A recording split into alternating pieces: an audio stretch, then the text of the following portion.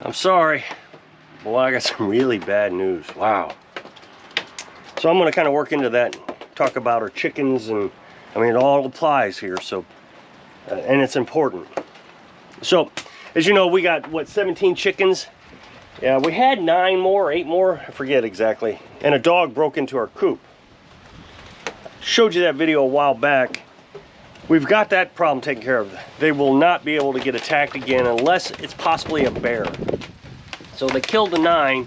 Fortunately, we had 17 in the IBC tank. So we have a regular coop, and then we have an IBC tank that we were using to raise small chickens. Well, I was about ready to transfer the chickens from the IBC tank into the coop, so I'm glad that didn't happen yet. But what it was is my subscribers insisted that the coop needed a window. So we put a window in it. Originally it was all metal, but we cut a hole in it, and it was this material right here, roofing material. It had a screen on it, and it had some chicken wire. Well, that dog ripped all that off. Now, we have seen that dog again.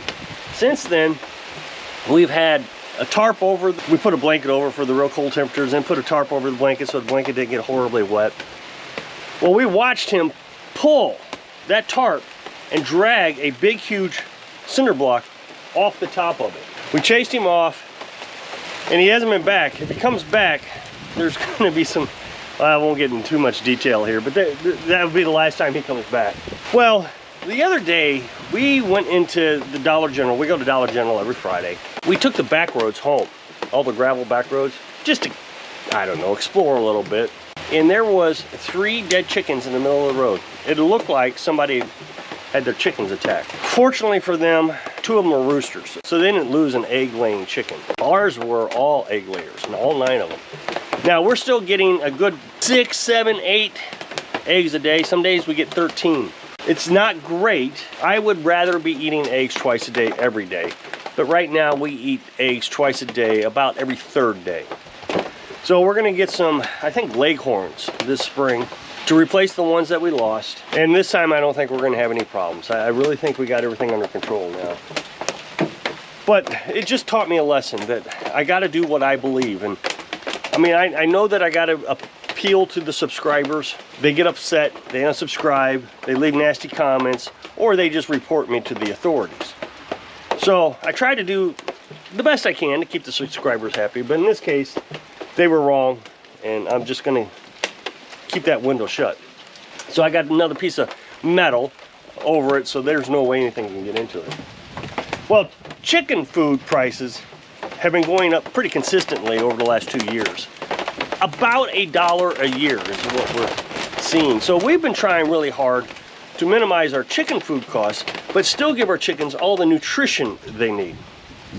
So Carolyn works pretty hard at that. Last time we went, cracked corn was the same price as the chicken food. We feed our chickens corn in the wintertime because it helps keep them warm. Not only does it fatten them up, if you want to fatten up a pig before market, you feed them corn for about a month. Well, same thing, fattens them up. Well, the other thing it does is when it's getting really cold, you give them corn, the sugar actually burns and helps heat them up also. Carbohydrates, it's sugar.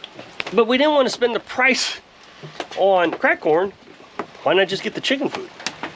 And we're trying to reduce our costs because egg costs are just through the roof. Of course, we just eat meat. I mean, we're a carnivorous diet, meat and eggs. When we look at our cost, such as like peanut butter, we were eating peanut butter and bread for lunch. You know, you buy a $3 loaf of bread every 2 or 3 days, 4 days, whatever it was, your costs go up really high. Well, if you're eating eggs from your chickens, the price of your lunch drops significantly. Well, egg prices are going through the roof. I see video after video where the shelves are empty, there's no eggs. And when you do have eggs, they're $9 a dozen or something. I saw ours, it was $9 for, what, 18? Carolyn said, hey, let's buy the whole corn. Problem with the whole corn is it doesn't break up in their system quite as well. So it's kind of a waste. People will say, oh, you can't give chickens whole corn. Well, if you give them enough grit, their gizzard, I think it's their gizzard, takes that grit and the corn, grinds it all up, and then it starts to process. That's how birds eat. They eat the grit, but they waste a lot. I mean, I threw some out there. It took them forever to eat it. Carolyn said, hey, let's grind it up.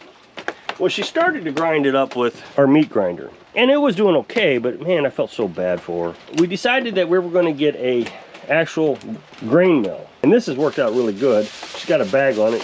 What happens is with that whole corn, it kind of pops up and shoots out everywhere. She puts a bag over it, and it just has a kind of a disc on it that grinds the meal, and so you can actually make adjustments to that, and that's worked out a lot better. I mean, she's really improved her production of grinding corn. So this is the whole corn. I think that was $10 a bag, and she ground it into this, which was $14 a bag. Just a little bit of work, and she's done pretty good. Now, she's already ground one full bag, and she's well on her way to a second bag. So, I don't know, half a bag so far. Now, the thing you have to be careful of is the chickens, on a rainy day like this, they'll bury this in the mud. They'll start scratching, and it starts to bury. So, what she does is every night she makes cornbread with it. She cooks it just like cornbread, but she mixes in a few items like eggshells. She grinds up the eggshells in that grinder. Now, what you got to do there is wash them out. Once you crack the egg open, wash the eggshell out, and then put it on the stove and let it dry out. Or in the summertime, we have this sun dehydrator. She puts it in there and dries it out. You dry it out, and then she can grind it up. She also, since we're carnivores, we had a whole bunch of noodles that we don't eat anymore. They're just sitting around in our storage spot, taking up space. So she's been grinding that up also and feeding that to them. So then she puts that skillet of cornbread, she puts it on the stove, and at night, right before she goes to bed, and then when I start the stove up, I start it up twice, once in the evening and once in the morning, and that cooks that cornbread.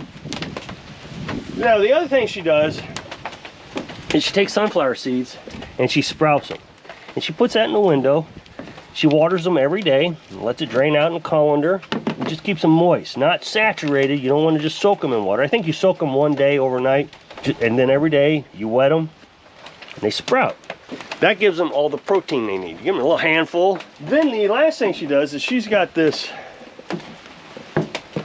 fancy meal that we bought, and she mixes that up and all kinds of stuff in it.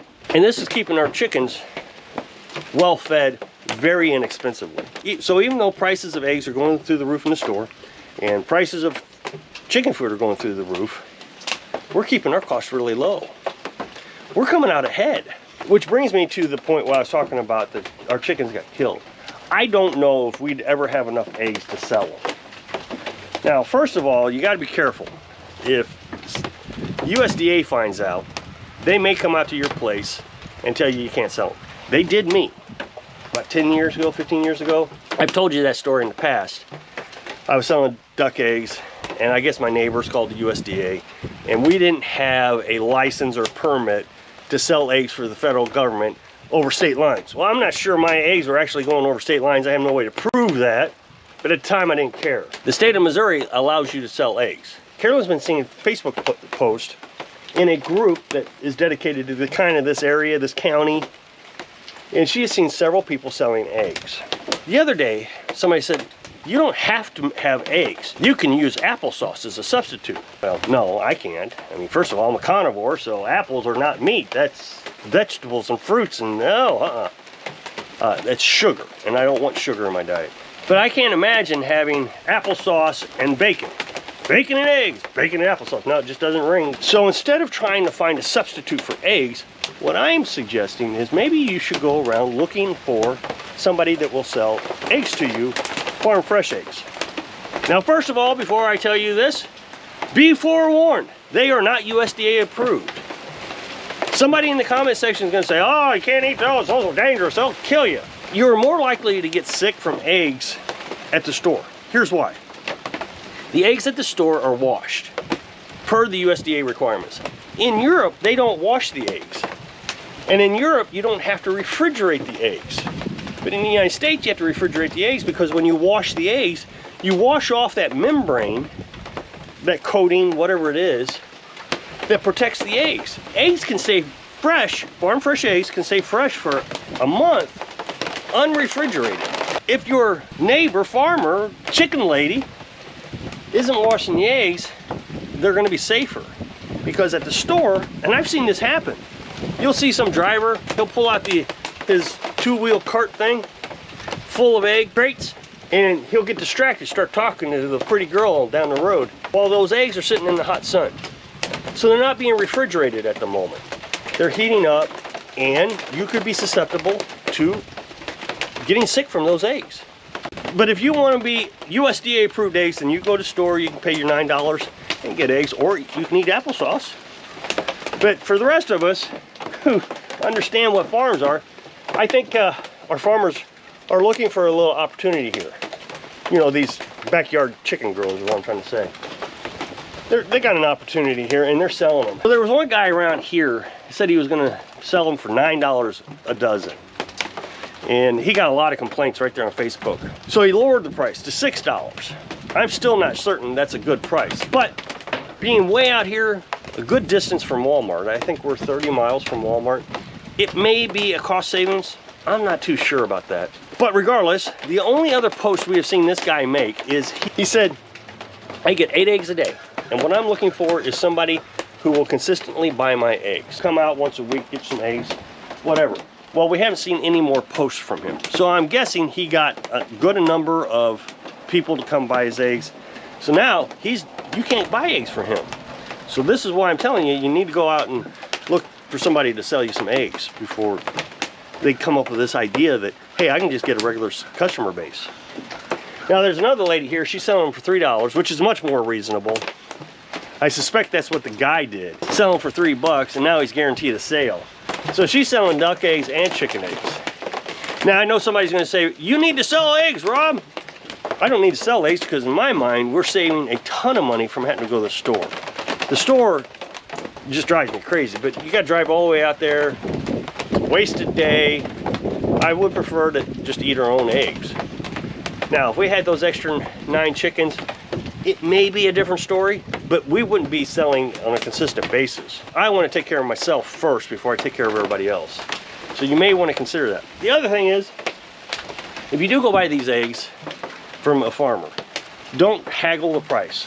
Chicken feed is going up. As the feed goes up, these guys are keeping their prices the same. Now the $6 guy I don't agree with, but that $3 price, that's about right.